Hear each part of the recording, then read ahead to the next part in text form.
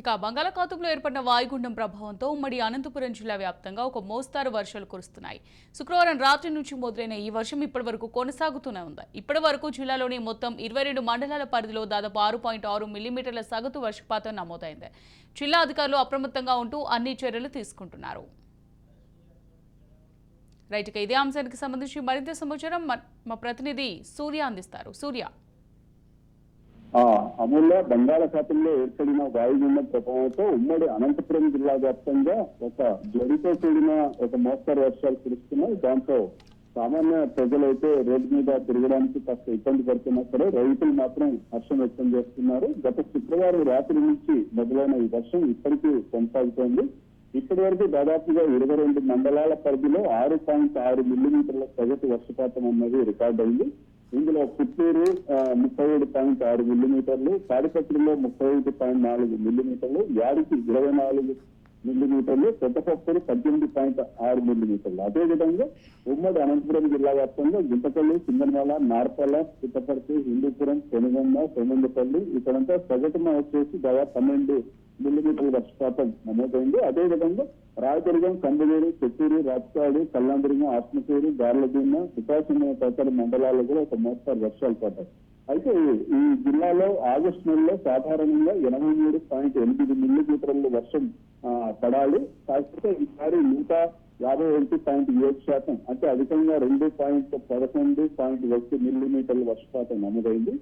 ఈ ఖరీఫ్ సీజన్ లో జూన్ 1 నుంచి 208.7 మిల్లీమీటర్లకు గాను 83.5% అధికంగా అంటే 383.2 మిల్లీమీటర్ల వర్షం అన్నది నమోదైంది. మొత్తంగా దాదాపుగా ఈ నెలలో చూస్తున్నామంటే 26 వర్షపు రోజులు అన్నది రికార్డ్ అయ్యాయి. ఇక రాగల 2 రోజులు కూడా జిల్లాలో వర్ష సూచన ఉన్నట్టు జిల్లాలో 10 ప్రదేశాల్లో కాస్త ఉరుములతో కూడిన భారీ వర్షం కురిసే అవకాశం ఉందని, అదేవిధంగా పిడుగులు పడే ప్రమాదం ఉండడంతో పంట పొలాల్లో పనులు చేస్తున్న రైతులు కావచ్చు, కూలీలు కావచ్చు, గొర్రెలు, పశువులు కాపర్లు కావచ్చు జాగ్రత్తగా ఉండాలని అనంతపురం జిల్లా రేకులగుంట వాతావరణ కేంద్రం శాస్త్రవేత్తలు కూడా హెచ్చరించడం జరిగింది. అదేవిధంగా చెట్ల కింద ఆశ్రయం పొందవద్దని కూడా హెచ్చరించారు. వీలైనంత వరకు పక్కా భవనాల్లో, కాంక్రీట్ తో కట్టిన భవనాల్లోనే ఉండాలన్నారు. అదేవిధంగా ఈసారి రైతులకి ఇంకో ఆనందకరమైన విషయం ఏంటంటే ఆంధ్రనీడ కాలువ ద్వారా కృష్ణా జలాలు కూడా విడుదల చేశారు. ఈ జలాలు జీడిపల్లి జలాశయం నుంచి 200 క్యూసెక్కుల మేర నీరు వదలడం జరిగింది. ఆ ప్రస్తుతానికి వచ్చేసి 216 కిలోమీటర్ల వద్ద జీడిపల్లి జలాశయం నుంచి మొదలైన ఈ జలప్రవాహం 4-5 రోజులకి దాదాపుగా 304 కిలోమీటర్ల వద్ద అంటే గొల్లపల్లి జలాశయానికి చేరే అవకాశం ఉన్నది కూడా తెలుస్తోంది.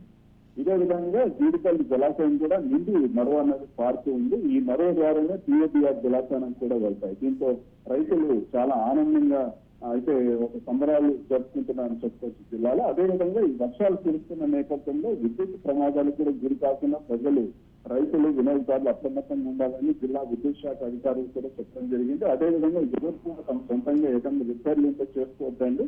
మా విద్యుత్ శాఖ ఏర్పాటు చేసిన టోల్ ఫ్రీ నంబర్ 1912కి ఫిర్యాదు చేస్తే మేము వచ్చి చర్చలు కూడా హెచ్చరించడం జరిగింది. అదేవిధంగా తడిచిన కరెంటు స్తంభాలు కావచ్చు, స్టార్టర్లు కావచ్చు, మోటార్లు కూడా తాకొద్దు అన్నట్టు. అదేవిధంగా చెట్టు కొమ్మలు తగిలి స్పాట్ వచ్చే అవకాశం ఉంది. ఇటువంటి విధంగా ఉన్నా కూడా మాకు తెలిపండి అని చెప్తున్నారు.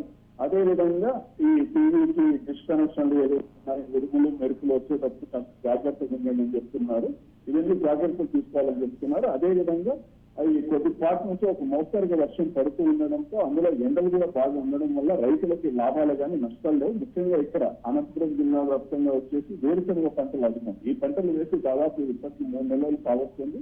ఇప్పటికీ వేరుశనగ కాయలు అవుతాయి కాబట్టి నష్టం లేదు. మరో ముఖ్యమైన పంటలు ఏంటంటే అరటి, కాకరకాయ, బెండ పంటలు. ఈ వర్షాల వల్ల కూడా చీడపురుగులు తొలగిపోతే అలాగే టమోటా పంటకు మాత్రం నష్టం అనొచ్చు. అందుకే టమోటా రైతుల్లో ఇప్పటికీ ఆందోళన మొదలైంది. గతం నుంచి కూడా మనం ఫస్ట్ నుంచి కూడా తీసుకుంటే ఈ జిల్లాలో వర్షం వచ్చి చాలు టమోటా రైతులు వచ్చే ఆందోళన ఉంటుంది. ఎందుకంటే మార్కెట్ లో ధరలు తగ్గడం కావచ్చు, ఇవన్నీ ఉంటాయి కాబట్టి ఇప్పటికే మనం చూసామంటే మార్కెట్ లో సరైన ధర లేక రోడ్ల పైన టమోటాలు పారబోసిన ఘటనలు కూడా చూసాం. కాబట్టి ప్రభుత్వం వీళ్ళని ఆదుకోవాలన్నట్టు కూడా వీటి కూడా ఆవేదన వ్యక్తం చేయడం జరుగుతుంది. ఏదేమైనప్పటికీ కూడా ఏదైతే అందరూ అధికారులు కూడా సమిష్టిగా కృషి చేస్తూ పంచాయతీ, మున్సిపాల్, జిల్లా అధికారులు కలెక్టర్ గారి ఆదేశాలతో అప్రమత్తంగా ఉన్నారు. ప్రజలను కూడా ఎప్పటికప్పుడు అప్రమత్తం అయితే చేస్తున్నారు. అదేవిధంగా ఈ డెంగ్యూ, మలేరియా, ఇతర వైరల్ ఫీవర్లు కూడా ఎక్కువ ఉన్నాయి కాబట్టి దానిపైన కూడా నివారణ చర్యలు తీసుకోవాలని కూడా అధికారులు అప్రమత్తం చేస్తున్నారు. ఈ పరిస్థితి అయితే ఇక్కడైతే కాస్త మెరుగ్గా ఉంది. వేరే జిల్లాల నుంచి కూడా తీసుకుంటే అమలు. Right, thank you Surya.